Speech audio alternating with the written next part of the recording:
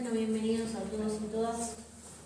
Queremos agradecerles la presencia. Este es el primer encuentro del taller que vamos a hacer sobre iniciación en derecho laboral, que va a tener 5 encuentros. Está organizado por la Comisión de Abogacía Joven de nuestro colegio y el Instituto de Derecho Laboral.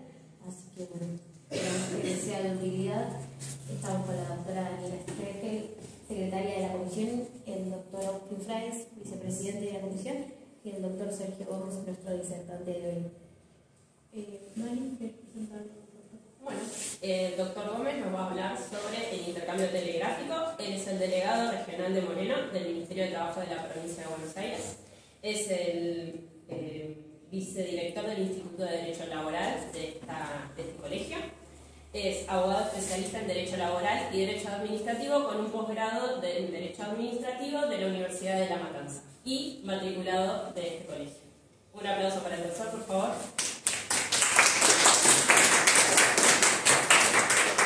Muchas gracias.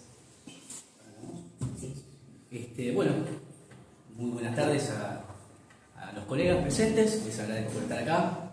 En primer lugar, igual quiero dar un reconocimiento a la Comisión de Abogacía Joven, porque me parece un gran desafío armar este ciclo de charlas que abarcan temáticas como el intercambio telegráfico, el despido, liquidaciones, el importante fallo Barros, el procedimiento ante las comisiones médicas, en un tiempo donde estamos teniendo una gran cantidad de modificaciones legislativas.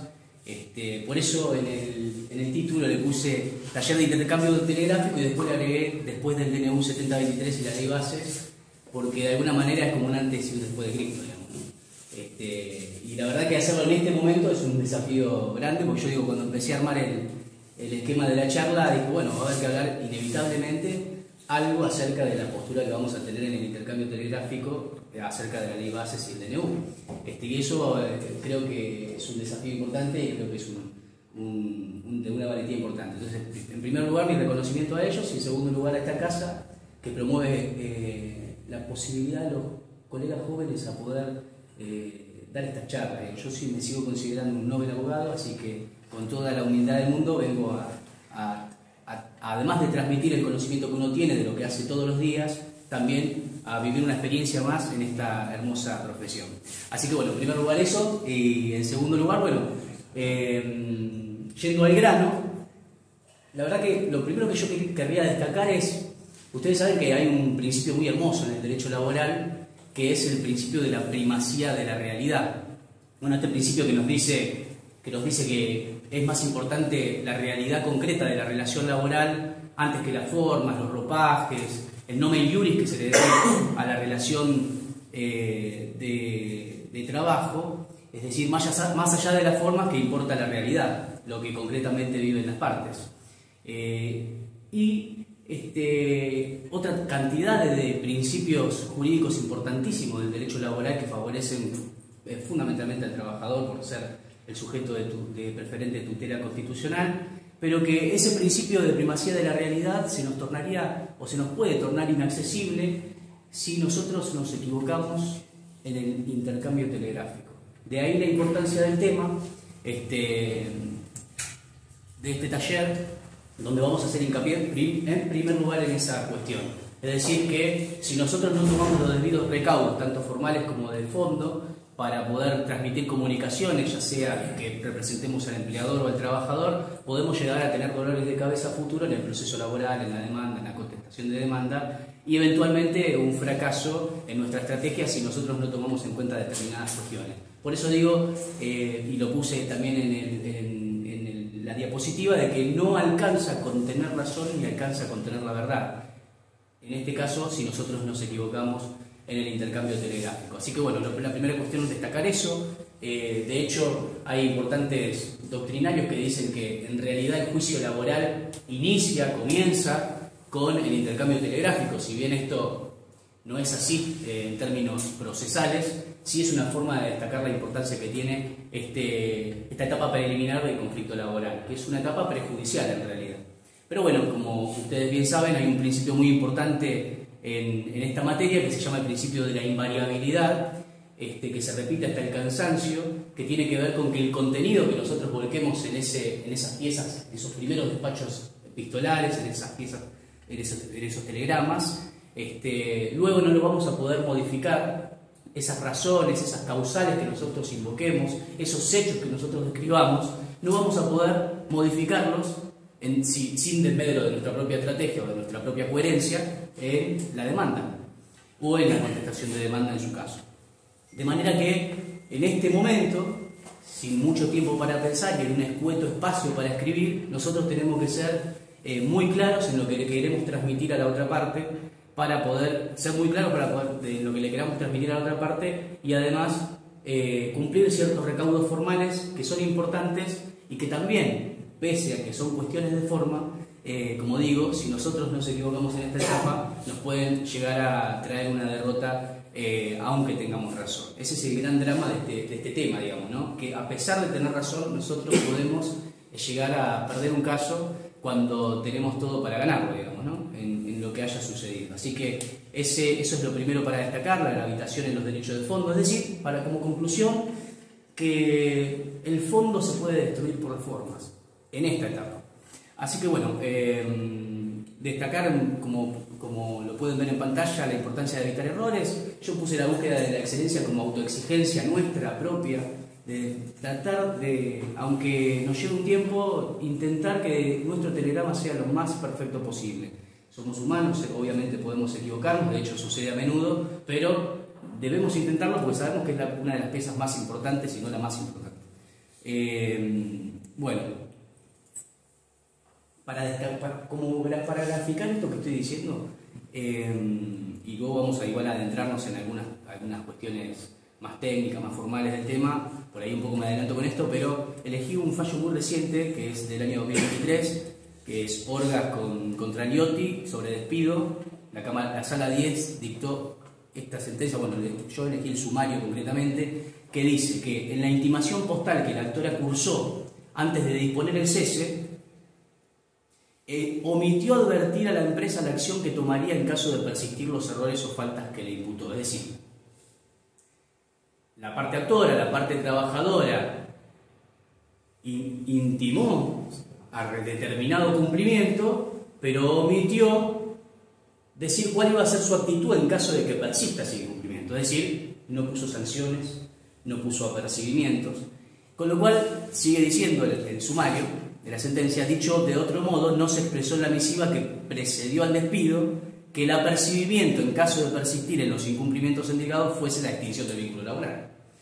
Bueno, letras más, letras menos, finalmente terminan rechazando la demanda. Lo hace tanto la primera instancia, porque como pueden ver dice se confirma la sentencia de grado en cuanto rechazó la demanda por despido indirecto. Es decir, el despido indirecto en que se puso el trabajador en este caso finalmente fracasó. No porque no tenga razón, sino por una cuestión formal.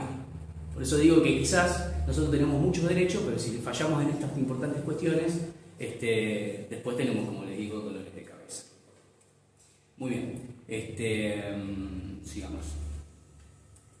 Bueno, lo primero que también quiero destacar es el tema de la entrevista con el cliente. Ustedes saben que, como les decía antes, nosotros tenemos que volcar un contenido en el telegrama que refleje una realidad, que refleje un reclamo. También, obviamente, esto que estoy diciendo puede ser interpretado para lo que son las cartas documentos que habitualmente cursa el empleador, ¿no? Pero para poder saber qué es lo que vamos a poner, nosotros necesitamos entrevistarnos ampliamente con el cliente. Ese momento es único, después no lo vamos a tener, no vamos a tener otra oportunidad para corregir lo que no consulté oportunamente. Entonces, en el momento en que nosotros tenemos nuestro estudio al trabajador o en todo caso al empleador que nos hace una consulta, en ese momento hay que preguntar y preguntar. Es la única manera de saber qué es lo que está pasando. ¿Para qué? Para poder distinguir cuáles son los incumplimientos laborales existentes de la parte contraria, como también los propios, tenerlos en cuenta, cuáles son los incumplimientos, saber si hay injurias que nosotros podamos distinguir, detectar, que son las que después nos van a permitir, en todo caso, si es necesario y si cabe, una posibilidad de extinción del vínculo laboral y reclamo de indemnizaciones correspondientes. quiero aclarar también que voy a acotar un poco la charla a lo que son los conflictos más habituales, ¿no? Que tienen que ver con el despido con causa, sin causa, la no registración, la registración deficiente, bueno, etc. Entonces, bueno, nosotros necesitamos contar con la mayor información posible para encuadrar el caso y trazar una estrategia. Esa estrategia que nos va a guiar en el caso desde el inicio hasta el final. Tiene que ser coherente, para evitar justamente las contradicciones que nos debilitan frente al contrincante, digamos, ¿no? Nosotros estamos preparando una pelea, un conflicto, un pleito, y tenemos que tener los mayores argumentos posibles para vencer. Esa es nuestra tarea, y poder satisfacer lo que quiere nuestro cliente. Bueno, finalmente, además de estas cuestiones más de fondo que tienen que ver con la relación de trabajo, que uno habitualmente pregunta, ¿no? ¿Para quién trabaja el trabajador? ¿En dónde? ¿Qué tareas realiza? Si está registrado, si no está registrado, si le otorgan el recibo de sueldo o no, verificar la categoría de trabajo que le pusieron, si son acordes con las tareas, si le pagan el salario de convenio colectivo de trabajo. Bueno, una serie de preguntas que le podemos hacer en ese momento. Hay que preguntar todo. Antes de arriesgar respuestas y decirle al trabajador o al empleador qué es lo que podemos hacer, que a veces nos pasa, ¿no? Yo creo que alguna vez a todos nos ha pasado o por ahí no tenemos tiempo y arriesgamos respuestas rápidamente, de decirle a nuestro cliente qué es lo que vamos a hacer, cuando quizás todavía nos falta ahondar un poco más en cuál es la situación de nuestro cliente. Entonces, bueno, es importante preguntar y preguntar. También los datos personales, por supuesto, porque a los efectos del intercambio epistolar va a ser necesario que tengamos todos los datos personales necesarios, tanto de nuestro cliente como de la contraparte a la que vamos a remitir un despacho telegráfico. De manera que es ese momento, datos personales, una ficha técnica de nuestro cliente de lo más profundizada posible, y qué es lo que lo trajo obviamente a nuestro despacho. Luego de eso, ustedes van a ver qué es lo que habitualmente pasa. Yo hice acá un resumen de lo que habitualmente pasa cuando atendemos a un cliente, ¿no? Luego del relato de los hechos, de identificar cada uno de los incumplimientos laborales e injurias, nosotros podemos volcar en una misiva, en un telegrama, en este caso, todo lo que nos vino diciendo. Pero no se vuelca así nomás. Hay una técnica y hay requisitos formales que es necesario tomar en cuenta. Pero bueno, luego de redactar la misiva, en el caso del trabajador tiene que saber que tiene la posibilidad de hacer el despacho gratuito, que es la ley por ley 23789, y yo lo recomiendo que se le explique a cualquiera de las dos partes, tanto al empleador como al trabajador, el paso a paso de ese envío de ese telegrama. Habitualmente el trabajador la mayoría de las veces es la primera vez que lo hace, con lo cual hay que decirle, bueno, que es gratuito, a dónde tiene que ir, cómo llevarlo, si se lo imprimimos nosotros, entregárselo, explicarle en ese momento qué es lo que va a pasar, cuando lo atiendan qué le van a decir, qué es lo que tiene que poner en ese telegrama, y después vamos a verlo igualmente, y luego qué tiene que hacer con ese telegrama. Alguna vez, hace muy poquito, le dije a un cliente que no iba a volver al despacho con el telegrama rápidamente, entonces le dije que cuide a ese telegrama como su vida. Y vino a la próxima cita que vino, sacó de su billetera el telegrama totalmente destruido, manchado, arrugado en 1000 pedazos, roto por todos los costados, parecía un papiro de 3000 años antes de Cristo, y finalmente le dije, me recuerdo que te dije que lo cuides como a tu vida, y me dijo que sí, efectivamente, así cuido. Así que bueno, fue una anécdota muy linda, porque todos los demás telegramas me los tuvo que traer en el momento. Claramente los entregó en el correo, o sea, iba al correo, volvía al estudio, para evitar esa circunstancia. Bueno, cuestión que tiene que cuidar ese telegrama, porque además la importancia que tiene el telegrama es que es la prueba documental de los reclamos oportunos que hubiera hecho la parte.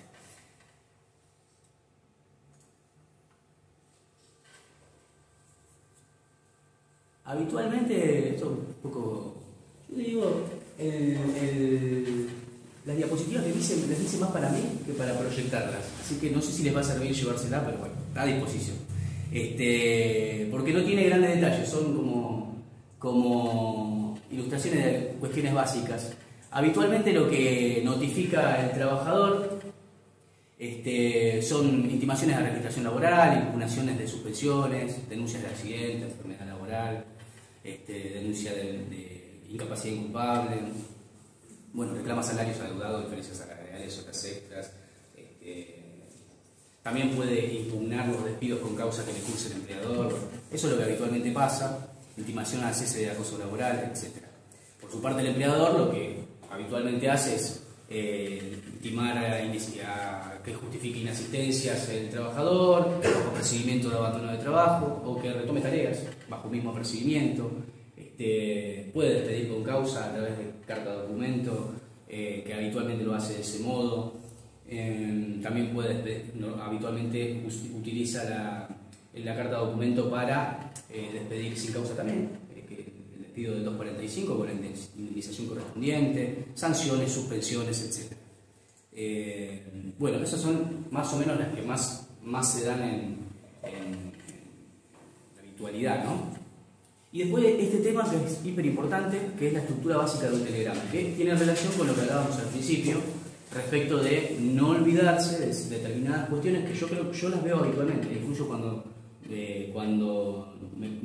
nos contestan, yo habitualmente hago parte trabajadora, cuando contestan telegrama, lo veo. Y también lo veo en la delegación, muchos trabajadores vienen con sus telegramas, que por ahí se lo hizo alguien, que no es un letrado, ustedes saben que los telegramas los puede hacer el trabajador directamente, así que muchas veces se arriesga, o alguien le recomienda, o se lo hace una asociación sindical y demás. No siempre se toman todos los recaudos necesarios, por lo tanto no siempre se lo hace un letrado. Cuando viene a la delegación del Ministerio de Trabajo, normalmente nos encontramos con muchos errores que también a veces son habituales en letrados. Por eso puse esta estructura que me gustaría que se lo lleven como si nunca hicieron telegramas, o si alguien no está habituado, que lo tengan muy en cuenta. Respecto de cada reclamo que se hace, ustedes van a ver que siempre tienen que poner la causa, motivo o circunstancia por la cual están enviando la comunicación. Tienen que poner sí o sí, ejemplo. Si voy a reclamar salarios adeudados, la causa es esa, el motivo es eso. Usted no me pagó, ya estamos a día 15 de...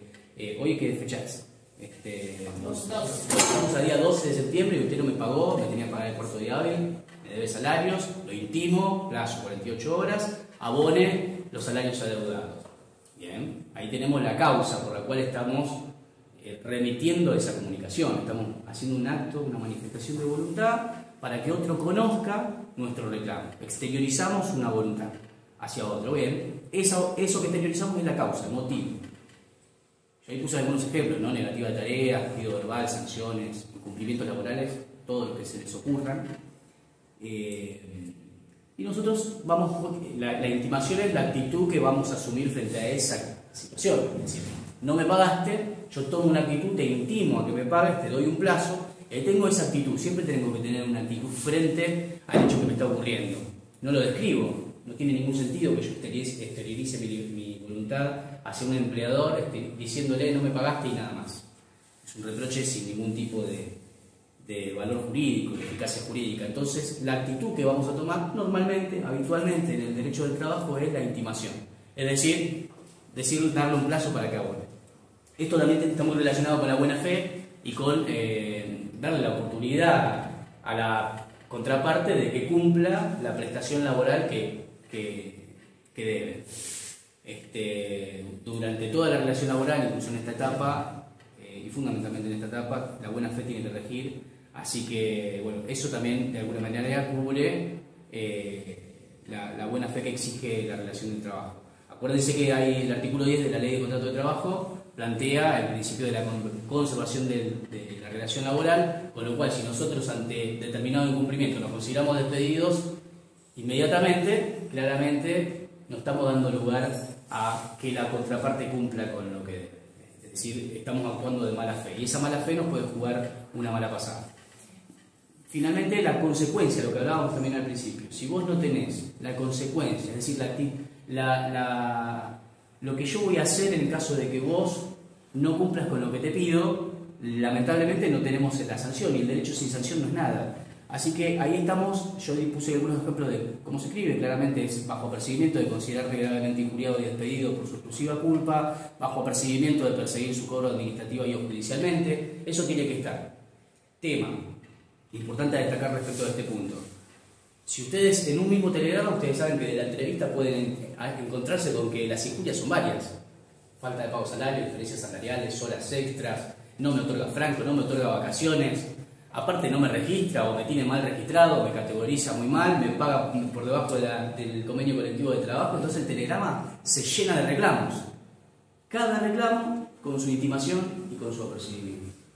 Lógicamente, uno trata de alguna manera, si va a reclamar deudas laborales como salarios de tipo salarial, remuneraciones, las va a poner juntas, es decir, abones, salarios caídos, diferencias salariales, horas extras, etcétera, bajo apercibimiento de, puede ser un ejemplo, de perseguir su cobro administrativa y o judicialmente. Es decir, esa sanción no es el despido, ¿no? O sea que puede tomar esa actitud el trabajador, que no necesariamente es la ruptura del vínculo laboral, lo cual también está muy bien en virtud de este principio de conservación de la relación del trabajo que mencionábamos, sin perjuicio de que igualmente la falta de pago de salarios es una causa grave por la cual el trabajador tranquilamente puede considerarse despedido. Y así, imagínense que en ese mismo telegrama tienen el reclamo de registración laboral. Bueno, lo mismo. Entonces vamos a tener que decir que es bajo apercibimiento de los incrementos indemnizatorios pertinentes y puede ser también, si quieren agregar, bajo apercibimiento de considerarme gravemente injuriado y despedido. Pero siempre tiene que estar la sanción. Finalmente, una cuestión de forma queda usted debidamente notificado. Esta estructura la van a ver siempre.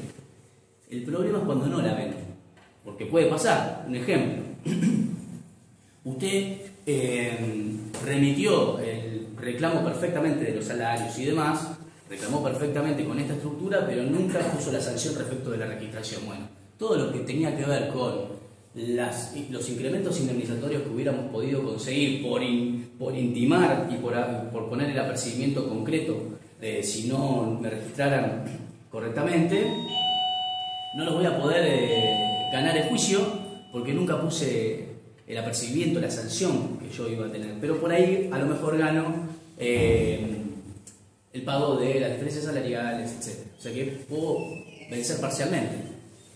Siempre de acuerdo a cómo haya hecho el telegrama. Siempre recomendamos entonces poner esta estructura en cada uno de nuestros reclamos.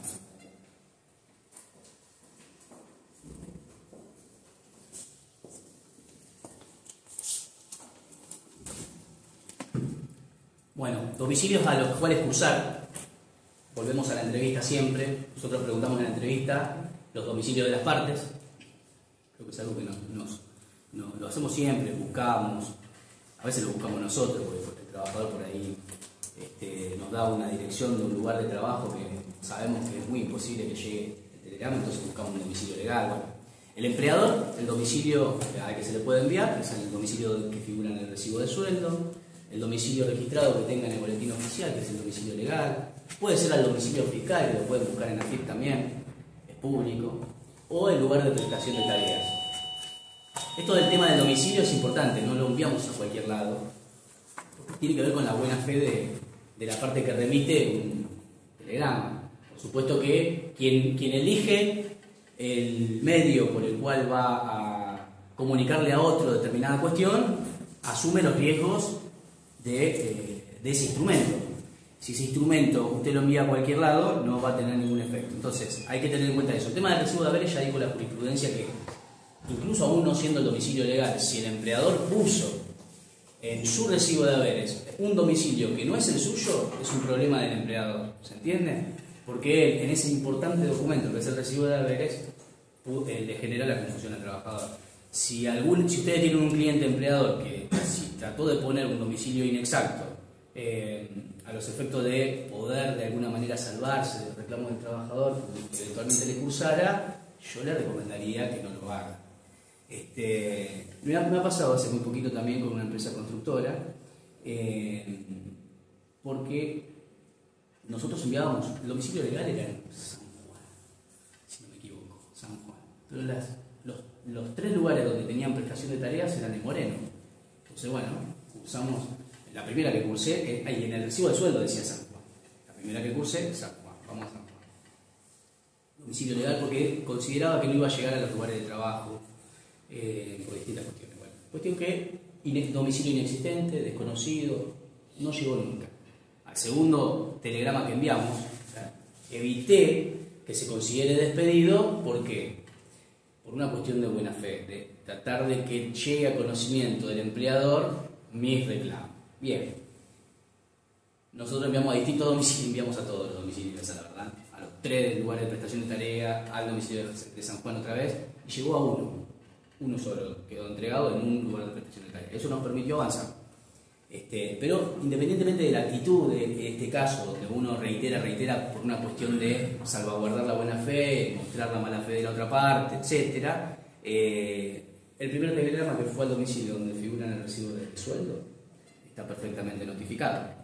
El problema es del empleador que no conoció el contenido de ese telegrama, no se puede defender, pero se considera que ese telegrama entró en su esfera de conocimiento porque es el domicilio que puso en el recibo de sueldo. Bueno, esto del tema de la esfera de conocimiento es muy importante en el tema de despachos telegráficos, carta de documento, porque impera lo que se llama la teoría recepticia, que no requiere que a vos te llegue sí o sí los hechos, que vos percibas sí o sí el despacho telegráfico, sino que con el solo hecho de que haya ingresado en tu esfera de conocimiento, se puede dar por notificado. ¿Tengo una consulta? Sí. Y en el caso que esté en trabajo no registrado, pero lo mandamos a un lugar en el que después surge en el proceso de que lo tiene él denunciado en su propio DNI, como un lugar de también estaríamos por notificado. El empleador tiene como domicilio real. Claro, ese domicilio. ¿Y el empleador? Igualmente nunca las cartas, o sea, nunca llegaron, pero después en el proceso surge que lo tiene en su propio domicilio en el DNI. ¿Por qué había elegido ese domicilio? Porque es la granja donde prestaba tareas. Claro, está perfecto. ¿Está bien? Sí, está perfecto. Por más que haya rechazado constantemente. Lo rechaza. Bueno, ahí tenemos domicilio inexistente al principio y después venía. y después rechaza. Sí. Y es el lugar de prestación de tareas. Exactamente. Trabajo no registrado seguramente tendrá que probar que prestaba tareas en ese lugar. Claro, y no estaba registrado. Depende de otras cuestiones. Pero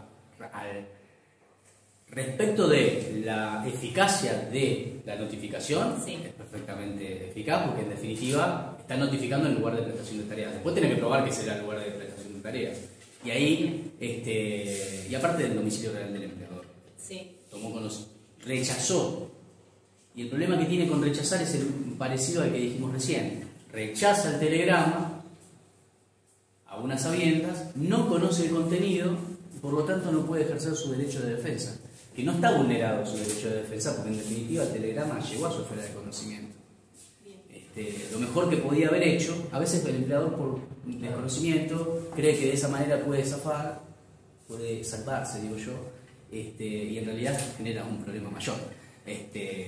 Así que bueno. bien. Continúa rebelde también en el proceso. Bueno, lo cual también tiene sus efectos, ¿no? Así que, similar, aparte, ya lo vamos a tocar también, pero el hecho de que haya rechazado, aparte de que no puede conocer el contenido de lo que le están reclamando y no puede por lo tanto hacer defensas eficaces para su interés, también genera otros efectos, porque ustedes saben que por el artículo 57 de la Ley de Contrato de Trabajo, el silencio del empleador respecto de los reclamos cursados hacia la presunción de la veracidad de lo que dijo el trabajador. Obviamente una presunción iuris tantum no nos exime a nosotros, como si estamos de la parte actora, de probar los extremos que planteamos, pero no deja de ser una presunción a nuestro favor, digamos, ¿no? En caso de ser representante de la parte actora. Así que bueno, hay que tener en cuenta eso. Yo lo que hago, les recomiendo siempre también es intentar siempre salvaguardar el tema de la buena fe, no quedarnos con lo primero. Más allá de la jurisprudencia existente, que puede hacer que nuestra notificación sea eficaz, es bueno que si uno puede hacer el seguimiento del telegrama y vio que no llegó, intentar una vez más no nos hace perder nada, digamos.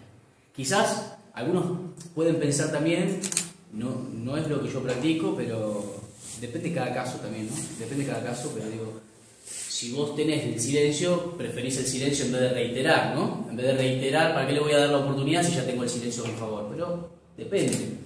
No, ahora vamos a ver el tema de algunas contingencias que surgen de los intentos de notificación fallidos, ¿no? Y ampliamos el tema. Por otro lado, bueno, tenemos el tema del domicilio del trabajador. El trabajador tiene la obligación de mantener su domicilio actualizado, así que siempre tiene que comunicar al empleador si se muda.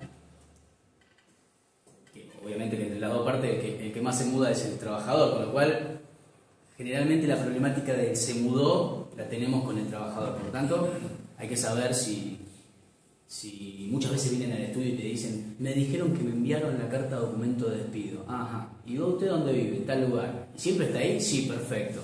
Bueno, ¿y usted, la empresa sabe que usted vive ahí? No, porque me mudé hace tantos días. Bueno, me pasó con otro caso también, lo habían despedido con causa, lo recibe su ex esposa en un domicilio que no actualizó.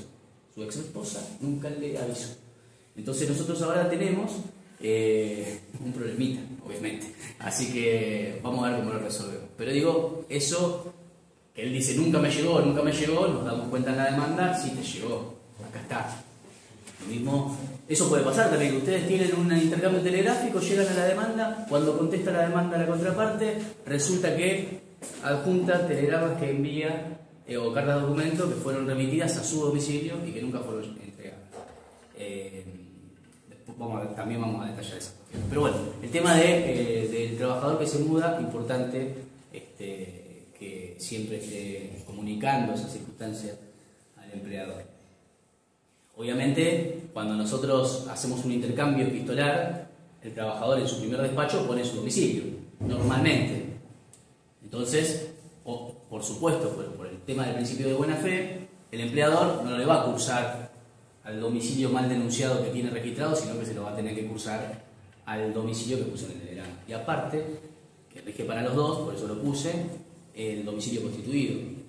Eso también hay que tenerlo en cuenta en la primera entrevista. Si el trabajador vive en un lugar que ustedes consideran que es inaccesible, que va a ser de muy difícil recepción de telegramas y carta de documentos, es importante mejor constituir otro domicilio, alguno menos de él, donde sepa que lo van a recibir, o en todo caso el del estudio jurídico, si es que realmente pues, van a poder recibirlo, ¿no? Entonces, en el primer despacho ustedes ponen a todos los efectos, van a poner constituyo domicilio en tal lugar. Y a partir de ahí el empleador, o viceversa, va a tener la obligación de enviar por una cuestión de buena fe al domicilio que constituyó la otra parte. Es una herramienta muy útil. Y a veces pasa, esto ya creo que tiene que ver más con la casuística, yo siempre planteo la mala fe, no dejo de contestar, pero pasa que constituís domicilio y igual te lo envían, cuando te contestan te lo envían al domicilio que tienen ellos y por ahí llega. Supónganse, tiene un domicilio que ustedes consideran que es inaccesible, entonces constituiste en tu estudio jurídico, bien, envío el despacho telegráfico, me contestan rechazándolo, pero me lo contestan enviándoselo al domicilio real. Le llega efectivamente al trabajador, lo recibe, entró en su esfera de conocimiento, pero bueno, nosotros vamos a plantear la mala fe. Efectivamente, yo estoy constituyendo domicilio y vos me lo envías a otro lado. Pero bueno, suele pasar que no, quizás por desconocimiento, no lo sé.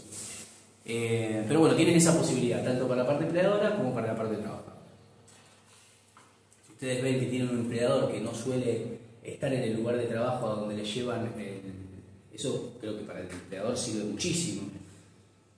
Tiene sucursales, agencias y demás, y le van a cursar un telegrama donde quizás no tiene letrados, recursos humanos ni nada, y mejor constituir un domicilio donde sepan que el trabajador que lo representa, el letrado que lo representa va a poder recibir esa misiva y responderla en tiempo y forma.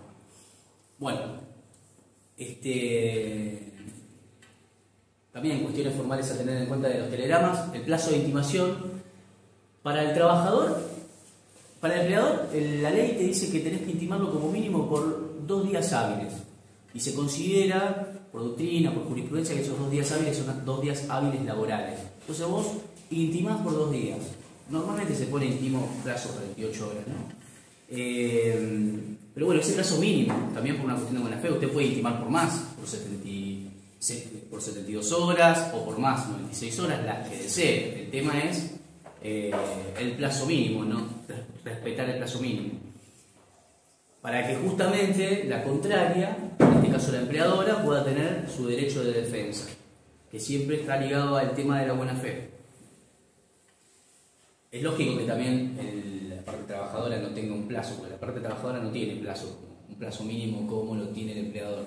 Ustedes saben que el silencio del trabajador o la trabajadora respecto de las intimaciones o de cualquier cuestión no implica renunciamiento por parte de... Eso está prohibido. Con lo cual el silencio no tiene efectos negativos, no tiene presunciones en contra del trabajador, como lo tiene expresamente determinado el empleador. Sin perjuicio de que obviamente que no contestar determinadas cuestiones después tiene consecuencias de alguna manera, ¿no? Ya veremos también. Un ejemplo para decirlo ahora, si usted lo despiden con causa y lo impugnan dentro de un año y no tiene la misma eficacia, ¿no? De ninguna manera. O en todo caso, si yo quiero plantear una injuria, bueno, ya lo veremos más adelante. Pero el tema es los plazos de intimación. Habitualmente, igualmente, como siempre, digo, más allá de lo que se suele ver en la práctica, es la intimación por 48 horas. Por cada reclamo, ¿no? Por cada uno de los reclamos que dijimos que realiza la parte. Bueno, esto ya lo vimos, el tema del silencio del empleador genera una presunción iuris tantum en contra del empleador. No así por lo del artículo 50, por el artículo 58 del trabajador.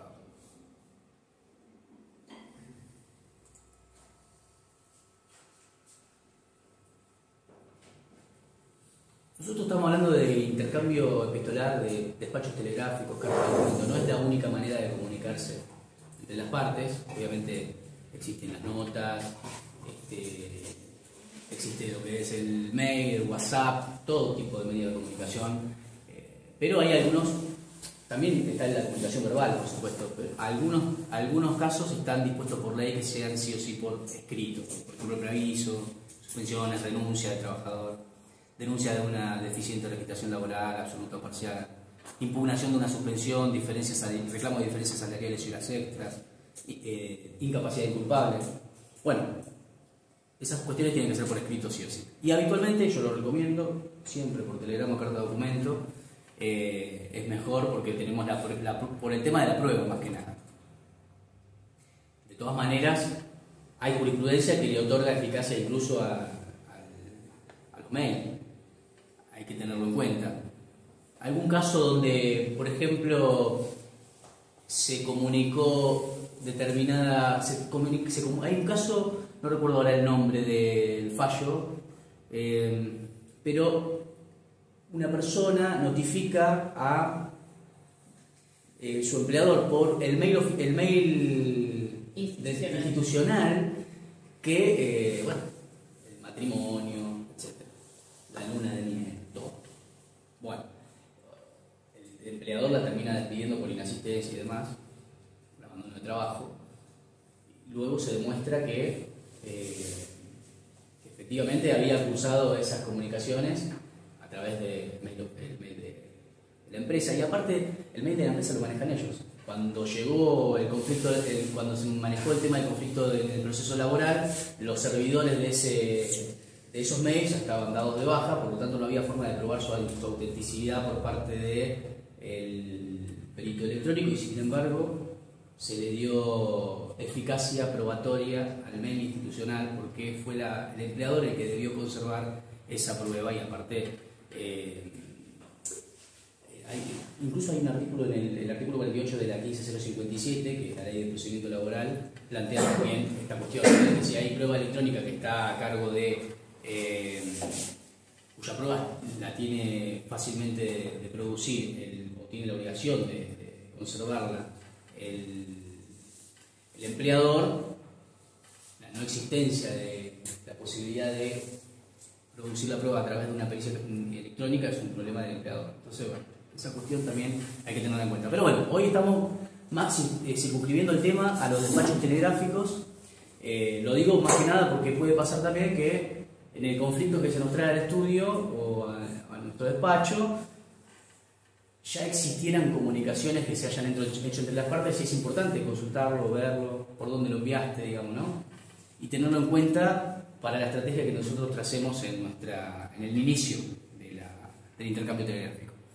Algunos principios importantes del intercambio telegráfico para destacar, ya lo dijimos al pasar, que es la responsabilidad del medio que se elige. Obviamente con las debidas diligencias, nosotros tenemos la obligación de verificar si nuestro telegrama llegó. Para eso podemos hacer el seguimiento. Le voy a mostrar como figura en el despacho telegráfico. Le podemos hacer el seguimiento y podemos ver por qué motivo no llegó. Y si de alguna manera no es por culpa de la contraria que no lo haya recibido, nosotros deberíamos buscar alternativas, ¿no? Como las que le mencioné recientemente. Vi que yo pude ver en el seguimiento que el domicilio por algún motivo o figura como desconocido, se mudó. Puedo realizar diligencias, puedo buscar en el boletín oficial, no le llegó al lugar de tareas, al lugar donde prestaba tareas del trabajador, puedo buscar si en el boletín oficial determinada empresa constituida como sociedad tiene un domicilio legal. Lo busco, lo encuentro, envío, cumplo con esa misiva, notifico fehacientemente. Si no le llega, bueno, será un problema del empleador, pero de alguna manera el riesgo del instrumento que se elige es de uno. Eso es un principio del intercambio telegráfico. Lo otro es la buena fe, que está relacionado también. Si de repente me dicen que se mudó, probablemente yo puedo tomar algún recaudo como para poder, va a depender del caso concreto, todo depende, no está todo escrito, digamos, ¿no? Si se mudó la persona, yo puedo tomar recaudos. Ahora, si de repente yo envié una carta de documento, la persona se mudó, me dicen que se mudó, y yo después en la demanda, la misma persona denuncia ese domicilio, claramente ya la jurisprudencia ha dicho que en ese caso se tiene por notificado el despacho que llegó al domicilio donde supuestamente se mudó, porque está confirmando en la demanda o en el juicio laboral que vive ahí, o que ese es su domicilio legal. Así que eso es para tener en cuenta. Depende de esta cuestión de si entró o no en la esfera de conocimiento de la parte. Y por otro lado, dos principios que están más vinculados con el tema de las sanciones, que tiene que ver con la proporcionalidad, ya sea sanciones disciplinarias como puede ser apercibimiento, llamados de atención, suspensiones, como también la mayor sanción que puede haber, que es el despido con causa, ¿no? Así que bueno, ahí juega también la proporcionalidad en el intercambio telegráfico. Si ustedes, obviamente, frente a una falta menor, el empleador despide, hay una vulneración del principio de proporcionalidad y ustedes pueden atacar con un telegrama donde se rechace esa cuestión, alegando este principio. Y después hay un tema de inmediatez y contemporaneidad, y esto va para las dos partes. Si de repente el empleador considera que un trabajador realizó una falta grave y la realizó hace 6 meses y lo despide ahora por esa falta, va a tener que esforzarse en justificar por qué ahora hace operativa una injuria que ocurrió hace 6 meses. Es decir, lo que se recomienda a nuestro cliente en realidad es que haya una inmediatez entre la injuria y la sanción que se aplica. En el caso del trabajador, supónganse, nosotros ya intimamos a que pague todo lo que dijimos, salarios, etcétera, etcétera, aparte que me registre todo bajo apercibimiento, como dijimos, no lo hace en el plazo conferido, finalmente yo me considero despedido ahora, no dentro de un año. Eso tiene que ver con la inmediatez entre la injuria y la sanción. Así que bueno, eso para tener en cuenta, muy importante. También vuelvo a la entrevista, creo que la entrevista con el cliente es fundamental. Tengo al cliente, nosotros no estamos persiguiendo a nuestro cliente para que haga todo lo que tiene que hacer después. Lo tenemos que explicar en ese momento. Usted, una vez que pasen, supónganse, la intimación para registraciones por 30 días, bueno, cuando pasen los 30 días, venga. Yo ya le pongo la carga de eso a mi cliente. Venga al estudio que tenemos que enviar otro telegrama. O si le llega antes una carta de documento, venga. Que no se deje estar, porque también pasa que de repente uno sacó entre todos los clientes que tiene, porque a todos le va re bien, entonces sacó al cliente, se fue el cliente, volvió dentro de 3 meses. Y doctor, ¿qué hacemos? ¿Hay alguna novedad de lo mío? Y tenías que venir hace 2 meses atrás. Entonces ahí se nos complica la cuestión. Entonces es importante que en esa primera entrevista le expliquemos al cliente de alguna manera qué es lo que vamos a hacer. Aunque sea enunciar brevemente el camino que vamos a seguir, las ideas que tenemos mínimamente. No digo todo porque hay cuestiones legales, cuestiones técnicas que no es necesario que el cliente las sepa, quizás no las entienda, pero sí mínimamente qué es lo que tiene que hacer él o ella, las obligaciones básicamente. Así que bueno, este es un poquito algunos principios importantes que consideramos. Por otra parte, más allá de la buena fe, hay una ley que es la ley 24487, que en el artículo 1 plantea la obligación del empleador de recibir las comunicaciones escritas de sus trabajadores. Acá enumeramos algunas de las contingencias de la remisión de misivas que suelen surgir. La recibida, bueno, ustedes sepan que pueden hacer el seguimiento. Pueden hacer el seguimiento del despacho que ustedes emitieron a través del correo argentino. El telegrama laboral es por correo argentino, el gratuito. Está la página de correo y pueden hacer el seguimiento de la misiva y pueden tener algunos resultados. A esto vamos cuando decimos, bueno, verifiquemos, nos va a corresponder a nosotros verificar esa carta. Cuando el trabajador nos dio el telegrama, armamos su carpeta, en ese telegrama figura el código de seguimiento, buscamos. Cada tanto buscamos, bueno, se recibió o no se recibió, porque eso va a ser importante para los plazos. Nosotros antes hablamos de los plazos, dijimos que intimamos por 2 días hábiles al empleador. Si yo le estoy viendo que la despaché hace una semana y le llegó recién ahora, no puedo contar el plazo cuando emití el telegrama, sino cuando lo recibió. A partir de ese momento, de recibida la misiva, ahí vamos a poder contar el plazo. Es importantísimo hacer esta tarea para poder evitar los cruces de telegrama, los planteos de etc. Así que bueno, no es a ciegas, no es que bueno, pasó 2 semanas, entonces se la mando ahora, ¿no? Fijémonos si llegó, si no llegó, y a partir de ahí cortamos los plazos y tener en cuenta una cuestión.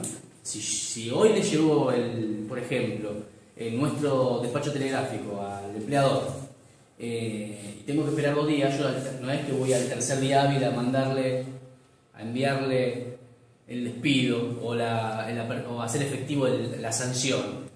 Voy a esperar un poquito más porque probablemente utilizó los 2 días, al segundo día cuando se le vencía el plazo despachó su carta de documento y después nos tiene que llegar a nosotros por el cartero va a tener que ir a nuestra casa, encontrarnos, y todo eso lleva un tiempo. Entonces hay que tratar de esperar un tiempo prudencial antes de remitir o hacer efectivo alguno de los apercibimientos que le cursamos a la contraria, ¿no? Lo mismo va tanto para el trabajador como para el empleador. Vuelvo a otro ejemplo. Ejemplos que me han surgido, ¿no? En un intercambio de telegrama y carta de documento, por una cuestión de ius variandi abusivo, esto es la modificación de las condiciones laborales en forma abusiva para el trabajador, venía reclamando que le devuelvan sus condiciones de trabajo a una trabajadora de un laboratorio, y en el medio de todo eso la intiman a retomar tareas. Con lo cual, claramente, la realidad es que no estaba faltando trabajo, sino que estaba pidiendo que le devuelvan sus días y horarios de trabajo correctos. Por ejemplo, trabajaba los sábados y domingos nada más, y querían que trabaje toda la semana por el mismo sueldo. Entonces decíamos, no voy a ir en la semana, devolveme mis días y horario de trabajo, porque además tengo una vida en la semana que no puedo modificar después de tantos años. Entonces, bueno, en el medio de todo eso retome tareas, y antes de que se cumpla el plazo para que retome tareas o justifique inasistencia, abandono de trabajo. En el medio se entrecruzaron telegramas y cartas de documento, de manera que el empleador no miró ni cuándo nos llegó a nosotros. Pasó 24 horas desde que había llegado a la trabajadora el telegrama y hizo efectivo el abandono de trabajo. En el medio, además, de toda esta cuestión donde estaban reclamando la devolución de las condiciones de trabajo, con lo cual claramente había una mala fe, pero aparte de la mala fe, ni siquiera se habían cumplido los requisitos legales objetivos necesarios para que proceda el abandono del trabajo. Entonces, se hubiera cumplido, aunque sea objetivamente, si hubieran mirado, hubieran esperado un día y por lo menos hubieran tenido configurado en lo formal el abandono del trabajo. No lo tuvieron porque no miraron la fecha. Es importante mirar. Lo que estoy hablando son cuestiones que pasan todo el tiempo, habituales. Así que Argentina está funcionando bastante mal, a veces tardan 2 semanas en llegar. Claro, bueno, eso también hay que tener en cuenta, ¿no? Si nosotros estamos habituados y vemos que no está llegando, también. Yo he enviado a reclamar a algunos trabajadores al correo. Sí. Andar y quejarte. Sí, y ahí sí. notificar. Así que bueno, uno se va manejando según lo que va pasando en la realidad. Así que bueno, eso es algo para tener en cuenta. Ya un poco lo tocábamos al tema, ¿no? El resultado rehusada, se mudó, desconocido. Desconocido significa que la persona que atiende al cartero no conoce al destinatario de la carta, ¿no? Es eso. Puede ser mentira, ¿no? Obviamente. Domicilio inexistente. En esto también, si yo estoy diciendo soy empleador, digo en el recibo de sueldo que mi domicilio legal es en determinado lugar, y después el cartero va y no existe la numeración que yo digo en esa calle, evidentemente se va a tener que tomar como notificado, porque soy yo el que está diciendo que en esa calle existe esa numeración. Si no existe, usted no puso ni siquiera un cartel con papel con el número de la calle, bueno, el problema de que no pone el número de su domicilio es un problema de... También puede ser que sea una mentira, obviamente, que el número que se haya denunciado en el recibo de sueldo, ¿no? Pero bueno, eso, domicilio inexistente. No obstante, yo recomiendo, y vuelvo más allá de cómo operan las notificaciones y el tema de la teoría recepticia y el que haya entrado en la esfera de conocimiento, si veo domicilio inexistente, ver si hay otros domicilios probables de notificar. Eso va a depender mucho del caso concreto.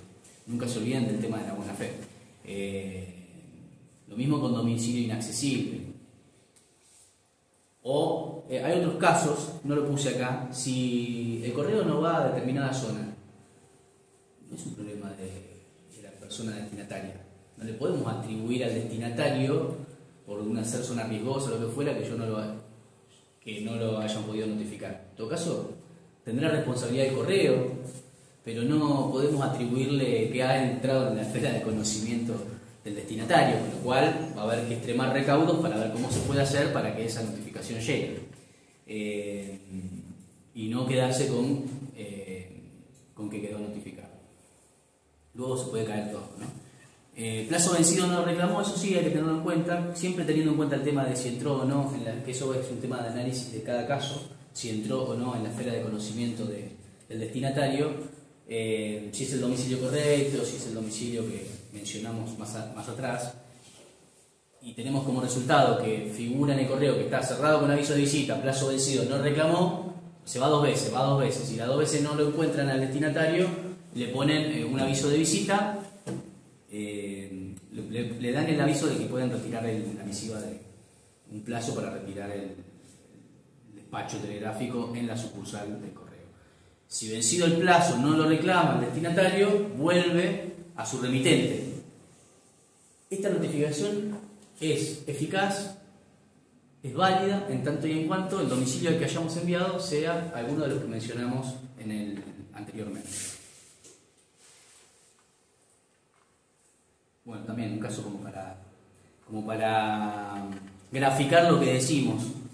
En este caso es Loto contra Yubatars SRL sobre despido, la sala séptima, y vean la fecha, es muy reciente, del 24 de junio de 2024. Dice, las cartas documento enviadas por la accionada, por la demandada, a fin de notificar al actor de su despido resultaron ineficaces por cuanto fueron devueltas por el distribuidor con la observación dirección inaccesible. Esta es otra que no puse antes. Circunstancia que opta a considerar que el fracaso de la notificación pueda ser imputado a su destinatario. Bueno, es lo que hablábamos antes, ¿no? Entonces, todo depende de cada caso, pero digo, para no quedarse conformes con lo que vemos. Digo, bueno, yo se lo mandé bien, entonces me olvido, ¿no? Extrememos cuidados, según cada caso, obviamente van a poder evaluar cuándo es importante, cuándo conviene o no reiterar.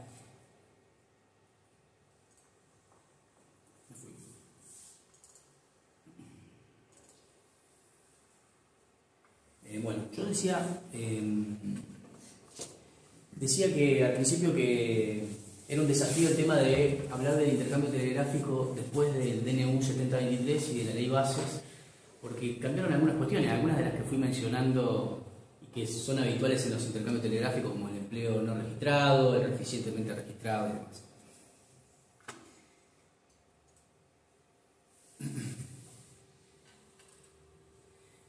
Así que me gustaría un poquito hablar de eso antes de las cuestiones más básicas, como pueden ser el tema de los despidos con causa, abandono del trabajo. Ustedes igualmente, si quieren preguntar, pregúntenme, así hacemos un ida y vuelta. El tema de las leyes derogadas. Ustedes saben que el DNU 7023 y la ley bases derogan varias indemnizaciones que incrementan, digamos, la base que después se lleva al trabajador, ¿no? Lo que es la ley 24013, que establecía el tema de las indemnizaciones por trabajo no registrado y deficientemente registrado, incrementos indemnizatorios también por no registrar pese a intimar, bueno, etc. La 25323 también establecía dos tipos de incrementos, ahora lo vamos a desarrollar igual. El artículo 80 de la LST establecía también un incremento de 3 sueldos en caso de no entregar los certificados de trabajo, y la 26844 de empleadas de casa particular tenía un artículo, en el artículo 50, que era el incremento indemnizatorio también por empleo no registrado o deficientemente registrado. Bueno, cada cual puede tener su postura. Yo les digo lo que estoy haciendo, lo que me parece correcto y prudente sobre todo para la parte, en este caso, la parte trabajadora. Obviamente que la parte empleadora va a tener una postura muy clara que va a ser, está reclamando cuestiones derogadas, ¿no? Pero en la parte trabajadora yo sigo haciendo los reclamos de la misma manera, con los recaudos que considero pertinentes. ¿Por qué? Pues si ustedes ven ahí, me anoté algunas cuestiones. Nosotros hoy en día no sabemos qué va a pasar todavía, cuál va a ser el destino de cada uno de esos artículos. Algunos pueden ser declarados inconstitucionales en su totalidad en cuanto a materia laboral, como también pueden ser algunas normas declaradas inconstitucionales y otras no. Entonces, cómo vaya a quedar diseñado finalmente el escenario jurídico laboral en este caso es realmente una incertidumbre. Entonces, de alguna manera, tenemos que salvar esa cuestión. Yo entiendo que nosotros podemos plantear en nuestros telegramas tanto la inaplicabilidad de la ley bases y del DNU, como también su inconstitucionalidad, su inconvencionalidad. Adelantarnos quizás, porque estamos reclamando, en definitiva, en nuestro telegrama, si lo hacemos igual que lo venimos haciendo hasta entonces, estaremos reclamando indemnizaciones que están derogadas. De manera que es fácil rechazar ese telegrama. Entonces, digo, reclamamos lo mismo, planteamos desde la primera misiva la inconstitucionalidad de esas normas y como recaudo, porque en definitiva nosotros estamos hablando de indemnizaciones, reparaciones por el trabajo no registrado o registrado. Imagínense que después, avanzado el conflicto procesalmente en la justicia, se nos termina rechazando todos esos argumentos y nos dice el juez que están derogadas, etcétera, etcétera. Y entonces nos quedamos sin nada, no podemos reclamar ningún tipo de reparación porque no la reclamamos antes, por este principio de la invariabilidad que yo les comentaba antes. Entonces, la propuesta es plantear, ya sea conjuntamente o subsidiariamente, el reclamo de los daños y perjuicios ocasionados. ¿Por qué? Porque si nosotros, en una eventual demanda, se nos caen los artículos 8, 9 y 15 de la 24013 o el 1 y 2 de la 25323, en todo caso, si no hay indemnización tarifada de el daño que provoca la no registración o la deficiente registración, si consideramos, por nosotros, o al menos quien habla considera que es una indemnización tarifada, entonces quedamos libres de reclamar la reparación plena del Código Civil. Y de esto hay jurisprudencia respecto respecto de la reparación integral, van a encontrar fácilmente. El tema es reclamarlo en la misiva. ¿Te puedo hacer una consulta? Sí. Hace 2 días salió una resolución de la AFIP donde dan de baja al sistema que habían creado para que los trabajadores remitan los telegramas donde estaban las intimaciones de las multas. ¿Eso cómo podría sortearse? Sí, yo envié, hace 2 días decís, Sí. yo envié una ayer. Sí, lo van a dar de baja, Lo van a dar de baja. gradualmente Bueno, ya salió lo que la estoy haciendo resolución. es, mientras tanto, por ejemplo, estoy utilizando las 2 vías. Ella, en lo que se refiere la colega, es el tema de que conjuntamente con la intimación, que ahora vamos a entrar en eso igual, con la intimación a reclamar los incrementos indemnizatorios de la ley 24013, por el artículo 11 de dicha ley, había que remitir copia a la FIP para poder después tener derecho a esas mismas indemnizaciones. Yo estoy haciendo las 2 vías. Envío conjuntamente con la carta, con el telegrama, a la FIP la copia. Ah, sí, Mientras haciendo que como antes. el telegrama original que está enviando al empleador también Lo la cargas enviamos en en el el sistema. Igual ellos deberían reglamentar una forma de poder comunicar la no registración. Entonces, para mí, si vos me preguntás, si no existe todo eso, ¿cómo cumplís Con los requisitos, porque con los si requisitos? no cumplís con el artículo Exacto. 11. Tiene que haber alguna manera de comunicar y denunciar Sí. algo que sea análogo. Vos podés denunciar el incumplimiento de un empleador respecto de una registración, Sí. porque justamente el Ministerio de Trabajo de Nación y de Provincia tienen, claro, lo vas a tener podrías denunciar en el Ministerio de Trabajo, pero en AFIP también podés denunciar porque están evadiendo impuestos, ¿no? Así que tiene que haber alguna manera análoga de denunciarlo. Yo creo que en la medida, suponete que dan de baja el sistema, vos decís que dan de baja el Sí, sistema. porque en realidad el argumento es como está derogada la 24013, dicen que ya no tendría que cursarse esa intimación. Sí, lo que está derogado es el artículo 11, pero no el sistema. Yo no vi que esté derogado, y si no estoy desactualizado, pero no esté derogado el sistema de AFIP para mandar la copia. Claro. Esa, la resolución que vi, al menos en la página que me salió, decía eso, como que iban a dar de baja. No obstante, los que ya fueron remitidos anteriormente se va a adjuntar las copias a los expedientes cuando se inicien, pero no se podrían cargar nuevos a y no podrían cumplir el requisito. Exacto. Exactamente. Bueno, a ver, ahí hay que posicionarse. Por eso digo, porque ¿qué pasa? Si eventualmente nos declaran la inconstitucionalidad, entonces nosotros, obviamente, no nos podemos confiar del Infolep, nada más. Si se declara la inconstitucionalidad, vuelve a estar vigente el anterior. Exacto. Entonces, bueno, eso es un poquito lo que planteo y por eso digo, bueno, subsidiariamente. El problema es si no se declara la inconstitucionalidad. Entonces, ¿qué hago? No le reclamé nada a ese trabajador y pierdo posición en la negociación. Porque yo digo, independientemente de lo que pase después en el proceso laboral, si yo reclamé daños y perjuicios, el empleador sabe que además de las indemnizaciones, las deudas salariales, podría también abonar una indemnización de daños y perjuicios. Entonces tengo mayor capacidad de negociación durante el proceso. Por lo tanto, yo no me olvidaría de eso, lo plantearía. Es decir, todo lo mismo y los daños y perjuicios, etc. Digo, si les parece, ahora no sé cuánto tiempo nos queda, o cómo está planteado esto, ya terminamos. Hacemos o les paso modelos o hacemos uno. Pero el tema es este, ¿no? Plantear estas cuestiones. Si quieren dar más detalle, lo pueden hacer. Es decir, plantear todo lo mismo, ¿no? De reclamar la registración, denunciar todos los datos, etcétera, bajo apercibimiento de estas leyes, plantear la inconstitucionalidad, pueden detallar qué artículos.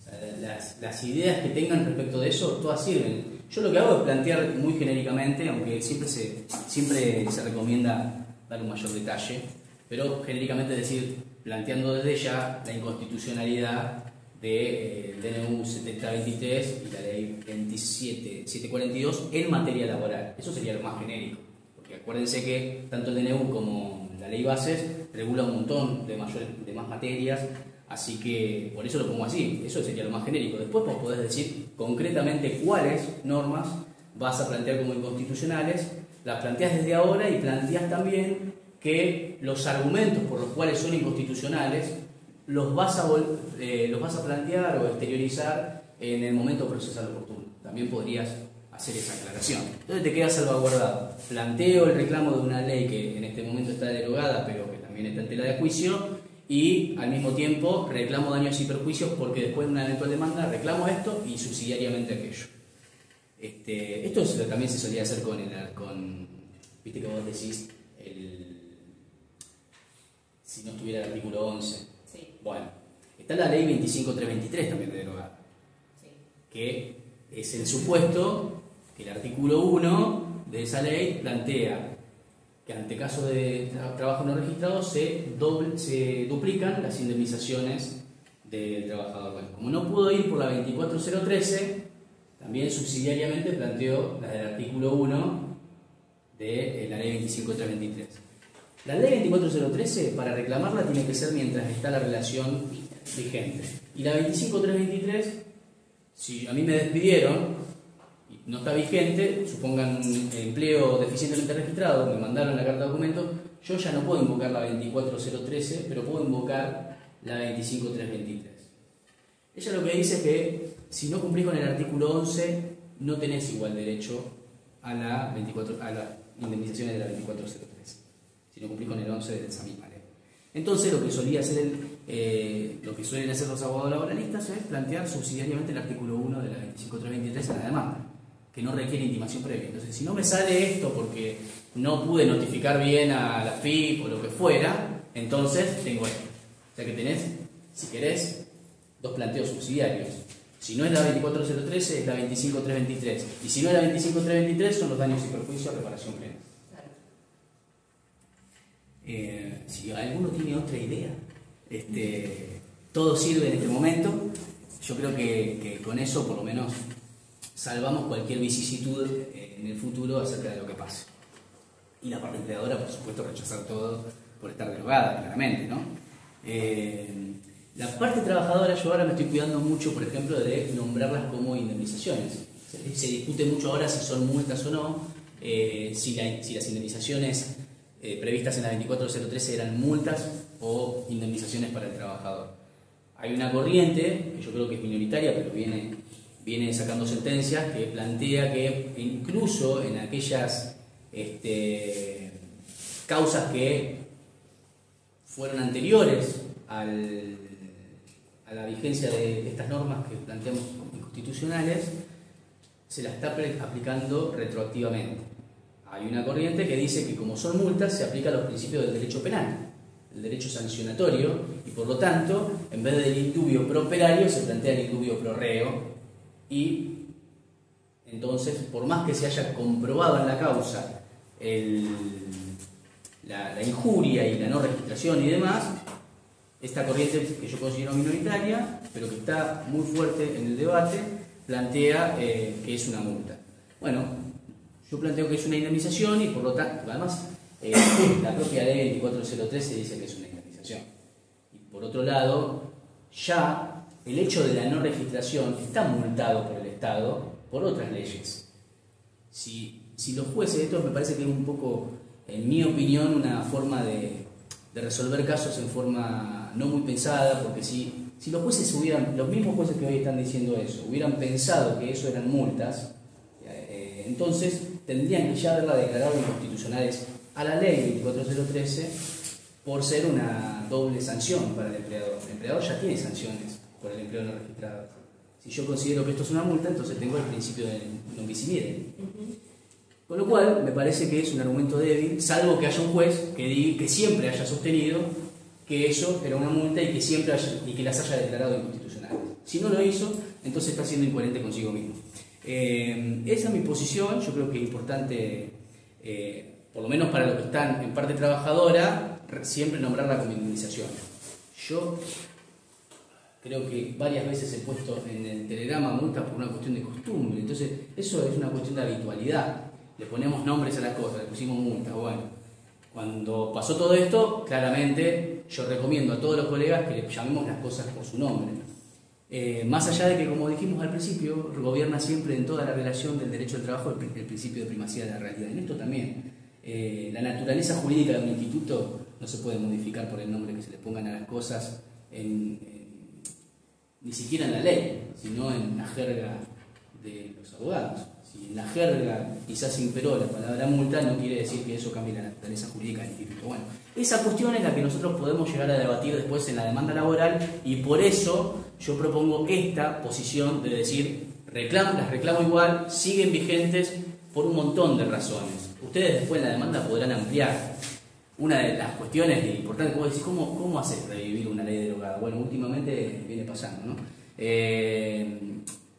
Una de las formas es plantear que el derecho a la progresividad que tienen los derechos humanos, por lo tanto vos no podés volver para atrás en los derechos que se fueron adquiriendo, salvo que sean mejores. Si son mejores vos podés avanzar, pero no retroceder. Ese es otro principio. Así que bueno, y todos los que se les ocurran en relación a esto, a ley más favorable para el trabajador, etc. Así que bueno, esa es un poquito la estrategia. Por lo tanto, la propuesta de continuar, por ejemplo, y ahí vamos terminando, respecto de la ley 24013, entonces vamos a seguir, si planteamos esto como lo estoy planteando, vamos a seguir intimando por 30 días para que nos registre, ¿sí? Dijimos que había una estructura. Tengo que decir, bueno, como usted no me tiene registrado, entonces lo intimo plazo 30 días de que recibe la presente, me inscriba debidamente en la relación de dependencia que nos une. Y ahí denuncio, porque lo dice la ley 24013, denuncio cuáles son los datos de revista, lugar de trabajo, lo mismo lo que nos surge de la entrevista, lugar de trabajo, algunas son obligatorias decirlas en el telegrama, lugar de trabajo, remuneración, categoría, días y horarios de trabajo. Bueno, todo eso lo vamos a decir, lo vamos a denunciar para que nos registre correctamente. Luego vamos a plantear esto que dijimos de la inconstitucionalidad y también subsidiariamente el reclamo de los daños y perjuicios ocasionados, y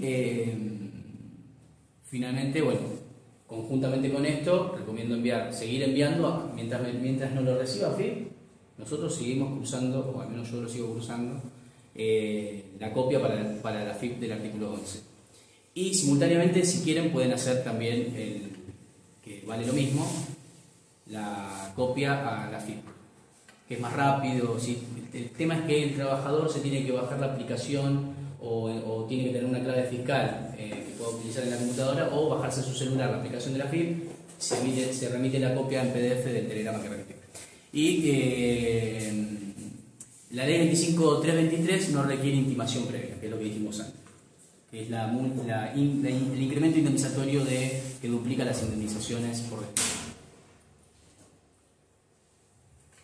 Lo mismo va para el artículo 2 de la 25323, que incrementa en un 50% lo que es preaviso, indemnizaciones de preaviso, integración de despido y el despido sin causa. Bueno, todas esas de antigüedad, todas esas indemnizaciones se incrementarían en un 50%.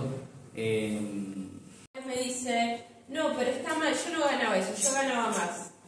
Y planteaba esto de poder hacer la modificación. El tema es que el primer telegrama es el más importante de todos.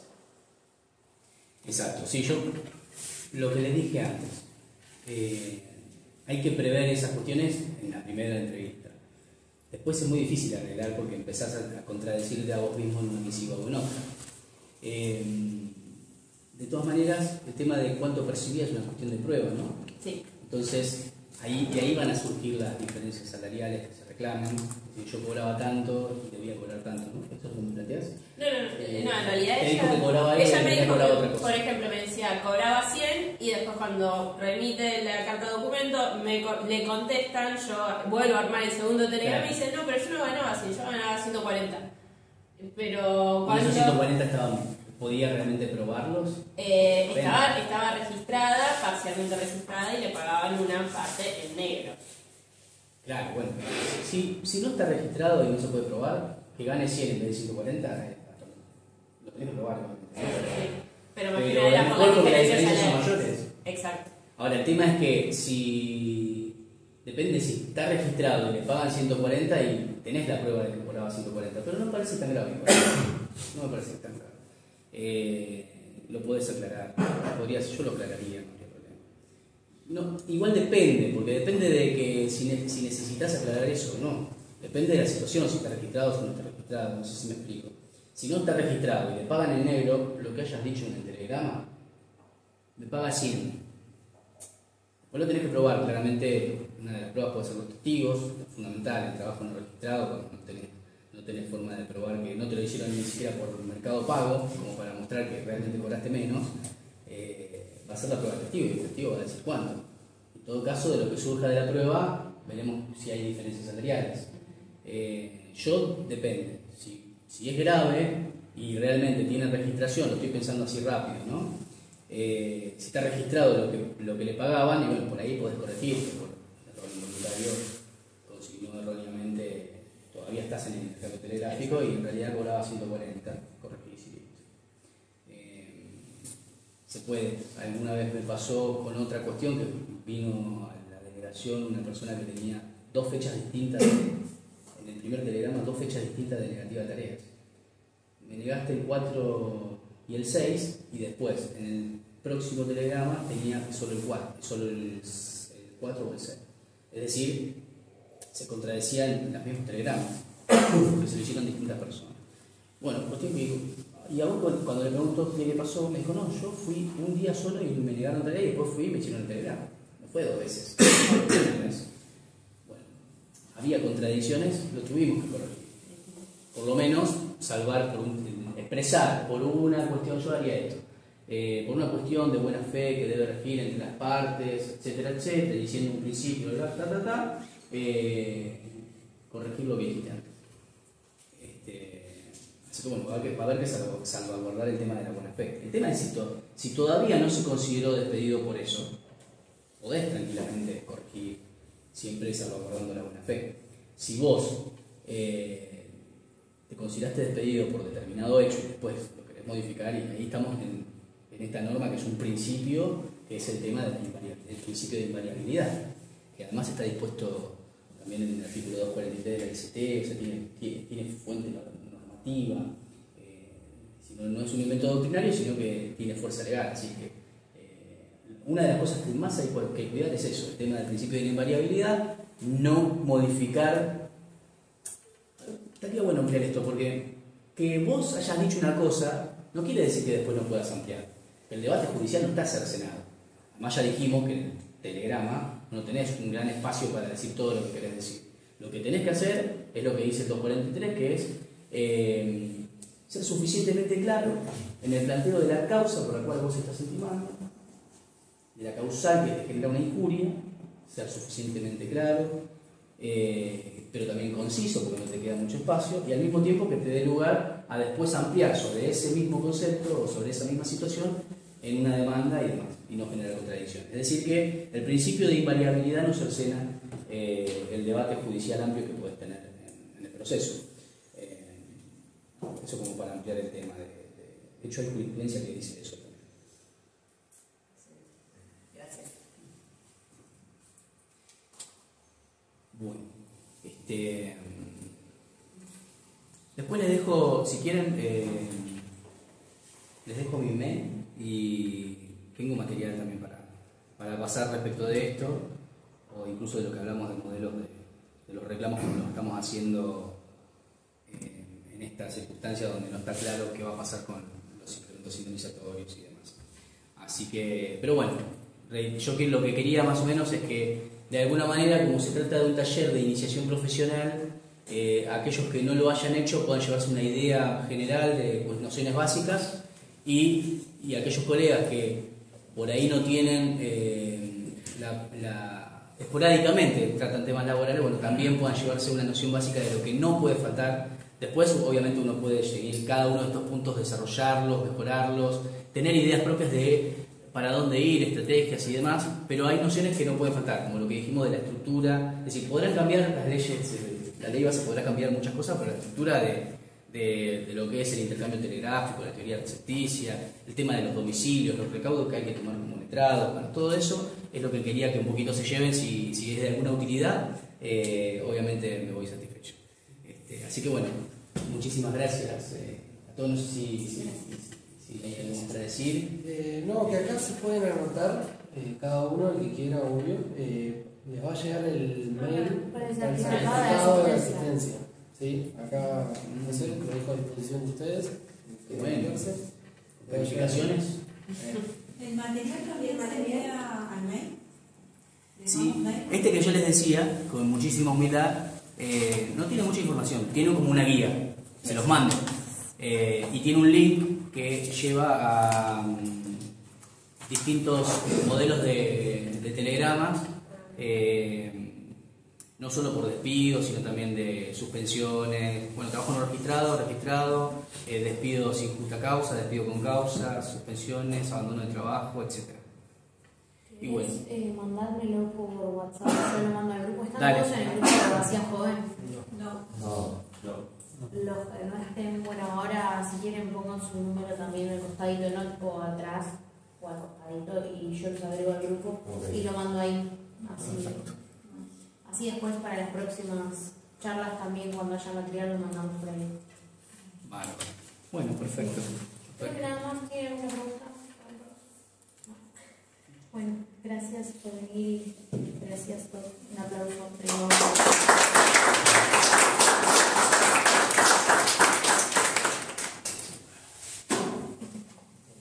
Este es para vos.